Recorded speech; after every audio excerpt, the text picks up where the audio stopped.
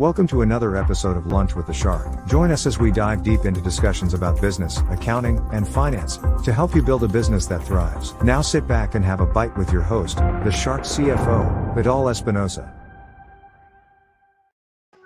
Well, hello, good afternoon, and welcome to a new edition of Lunch with the Shark. I am your host, Vidal, the Shark CFO Espinosa, and today it's Christmas Eve. December 24th, and we're broadcasting live. We did not take off today's day, and we're broadcasting live. And we're going to make it a short one. I'm pretty sure a lot of us are no longer in the office, and we're spending time with our family. That's what we're doing here. My mom is almost finished cooking today's dinner. And we're doing a traditional Christmas dinner. Well, that traditional, it's from our family. It's traditional. She's preparing the turkey. She made stuffing. She's actually baking some cookies. She already made 2 salads, and it's going to be a feast. It's going to only be short, small family members, and it's going to be very, very limited to our immediate circle. No guests, no extended family. This year, as we all know, it's a very special and peculiar year for all of us. And let's do this, Jose Luis. Feliz Nochebuena. Thank you. Same to you and your family. Thank you for everything. I appreciate you. I appreciate your friendship. And let's make this a short one, but let's not rush to it. Today's topic, and as we've been talking about overall this week, mindset, and I think we've had 3 really good episodes talking about mindset, business mindset. How can you come out of your comfort zone and become more confident? And today, it's no exception. I'm going to give you 8 steps to push past your limits. Oh, I have no limits. You have limits. Your limits are your beliefs. Your beliefs that are fucking you up. Yes, your limiting beliefs. Those are putting a big stone in front of your confidence and in front of a lot of things that you want to accomplish and achieve.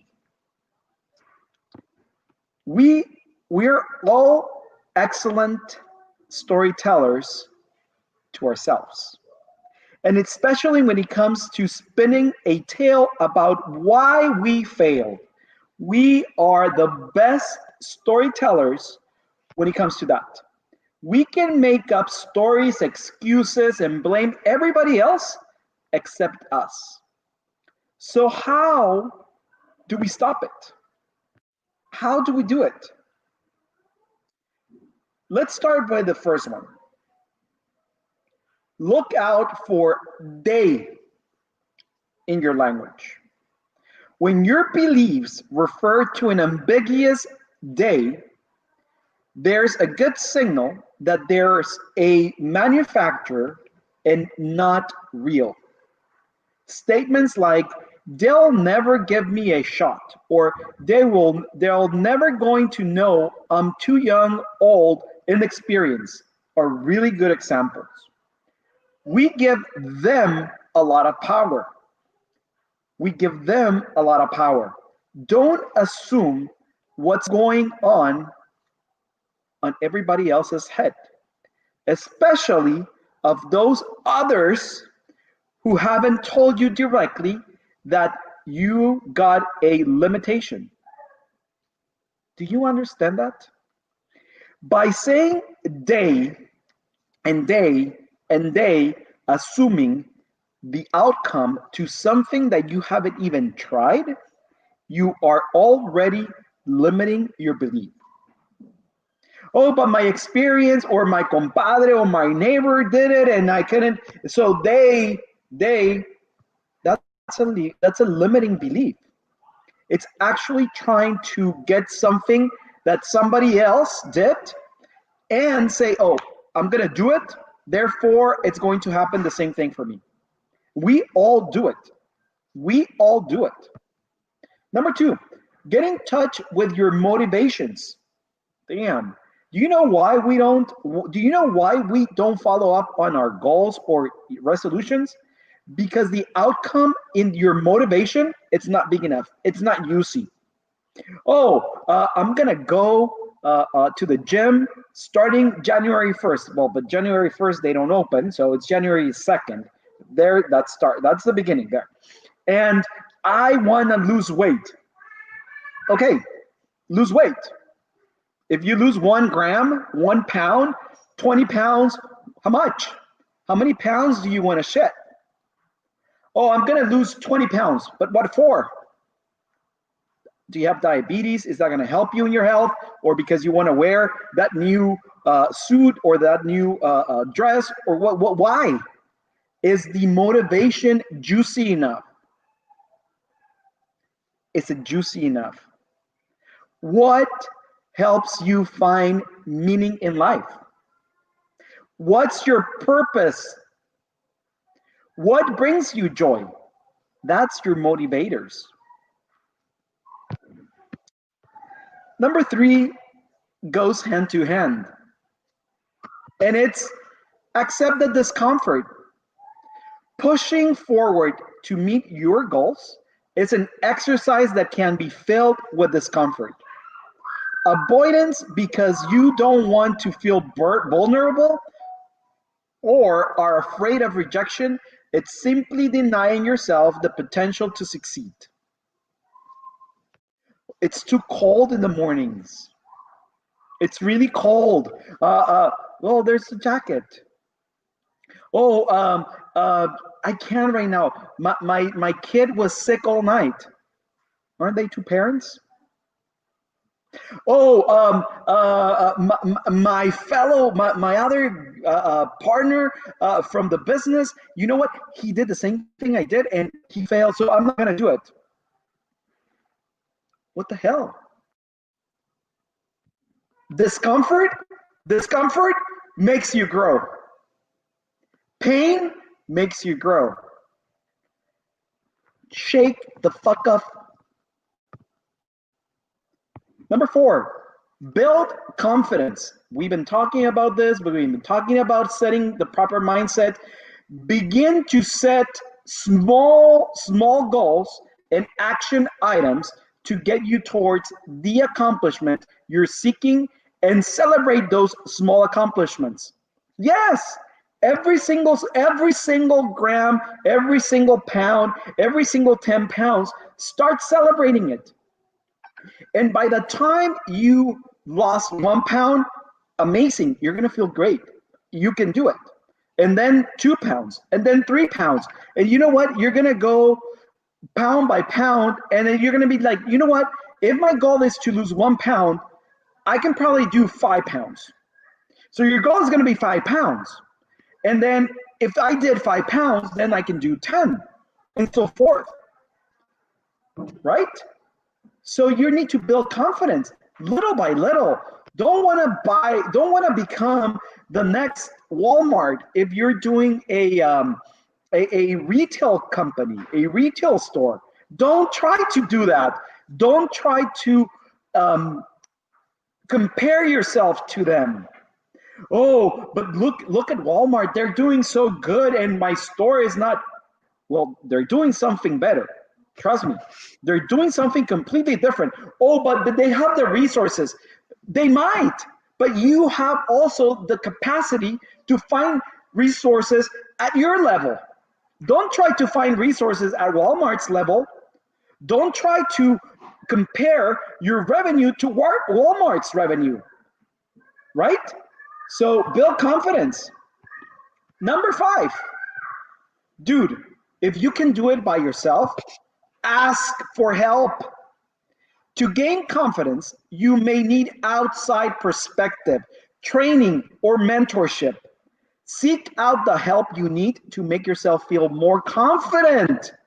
Your brain is programmed for safety. As long as you're breathing, alive, and healthy, it's going to keep trying to keep you from pain. You may also find it useful to create a small community of people who support you in your goals. Ask for help. It's so simple. It does not denote that you are failing, that you are weak, that you can't do it on your own. That's bullshit. That's your ego talking to you. And I've said it, and I am not afraid of saying it. Get your freaking head out of your ass and ask for help. You can ask the most successful business owners out there, and all of them have received help from a mentor, from a coach, from an advisor. Trust me, they have not done it on their own.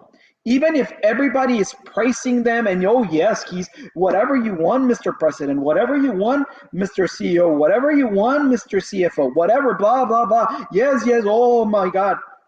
They've done it with help. Direct help.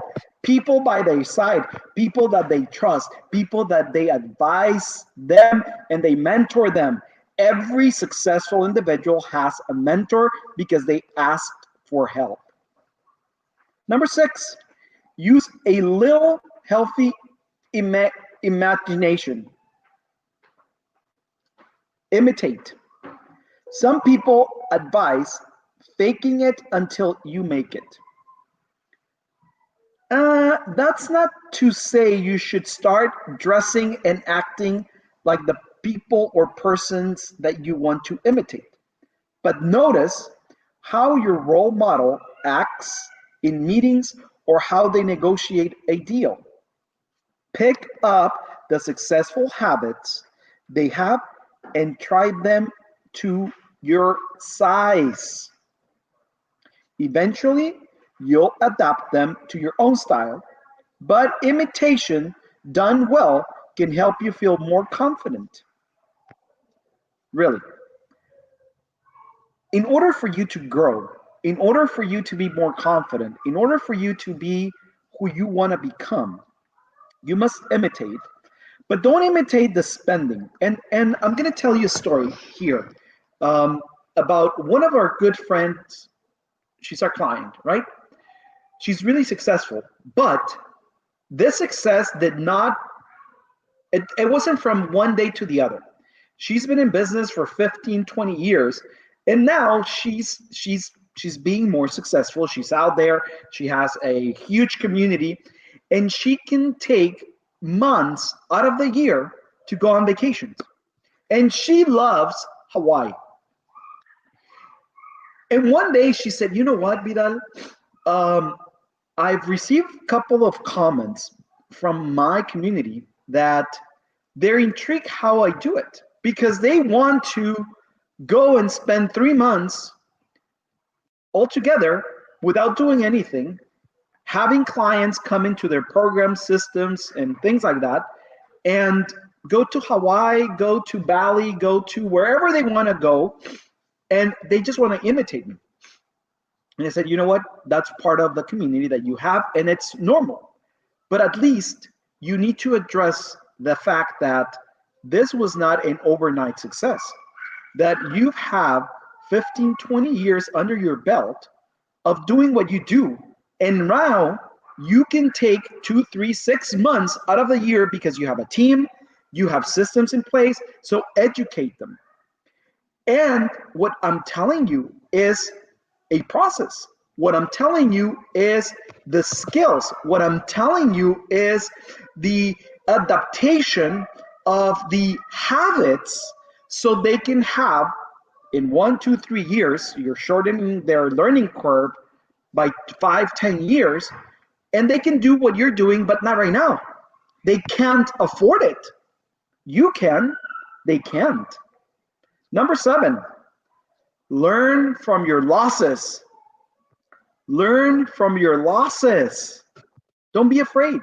When you're making a move to overcome your limitations, you will likely experience a failure or two along the way. It's normal and it's expected. And I hope you have failures, because otherwise you're really doing something really, really, really, really wrong. Okay? Those missteps and setbacks should be a lesson. What could you have done differently? What did you learn? What are the lessons you can take from those losses to make yourself better at your job and ensure they don't happen again? If you learn from them, you won't repeat them. If you learn from them, they will make you grow. And I just said it. If you get a program, if you get a coach, you pay for shortening the learning curve. Whenever you go to school, when we go to school, we're actually paying for them to teach us what they know in the books, what they learn in the books, and what they learn in the field. So what basically they're doing is they're shortening our learning curve so we can actually apply what they know based through their experience in our day-to-day. Nobody knows everything from the get-go. Number 8, make some space. When you're working hard at overcoming such beliefs, you also need to give yourself periods of resting and thinking. By creating some mental space, you'll be able to come up with solutions to challenges and perform. If you're constantly changing through to the next things, that determination could eventually work against you. Focus. Focus. It can be helpful to shift out understanding of stress as training stress. That's very important. Stress can train you. How does the military train their soldiers? Through stressful exercises. Do you think that if anybody that it's training in the military, they're actually training for war? What if they are not sufficiently capable of handling the stress of being deployed to a war? They need to train and handle that stress. But if you can't ever escape it, it becomes overwhelming and adds to your self-limiting beliefs. This is a very powerful episode because actually we're touching on the topic of limiting beliefs. We all have them. We all have those limiting beliefs. We all have them as a inheritance from our parents, from our grandparents, great-grandparents, and so forth. Break them. Stop them with you. Change your limiting beliefs so you can help your kids do not have those limiting beliefs. New generations are changing, but we're trying to embed our limiting beliefs on them so strong that we're actually fucking them up. Well, it's been great seeing you today. I want to wish you the best Christmas ever, the best Christmas up to date. Spend it with your family, your immediate family, whatever it's your belief. Happy holidays. If you have family members coming, be careful if that's what you believe. We're not trying to limit you to whatever. It's your responsibility. You are fully responsible of your own actions. Don't blame anybody else other than whatever happens because of your decisions. Accept them.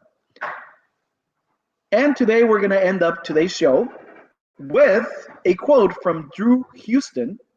He is the co-founder and CEO of Dropbox. And he said, If you start thinking you are good at something, that's often the day you stop trying to be better and open the back door for someone to come after you. Think about this quote. You are never going to be good enough at anything. Always aim for excellence, not for perfection. Perfection actually is the lowest level it exists because, according to my belief, the only individual perfect or the only entity perfect, it's whatever God you believe in. You always need to aim for excellence. It's been great seeing you today. Happy holidays. Merry Christmas. See you tomorrow. Bon appetit. Ciao. Thank you for listening to Lunch with the Shark. If you would like to set up a consultation with the Shark CFO, Vidal Espinosa, visit his website www.invictus-advisors.com and don't forget to subscribe on Facebook, Instagram, YouTube, Twitter, and LinkedIn.